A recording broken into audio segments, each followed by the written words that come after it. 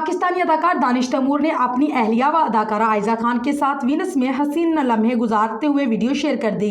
दानिश तैमूर और आयजा खान का शुमार पाकिस्तान के सबसे ज़्यादा पसंद किए जाने वाले सेलिब्रिटी जोड़ों में होता है। दोनों अदाकारों की शादी 2014 में हुई। उनके दो बच्चे हुरैन और रेयान है, जो उनकी शादी के रिश्ते को मजीद मजबूत कर गए। दोनों अपने अपने शोबे में कामयाब अदाकार हैं और अपने ड्रामों से नाज़रीन के दिलों पर हुकूमत करते हैं।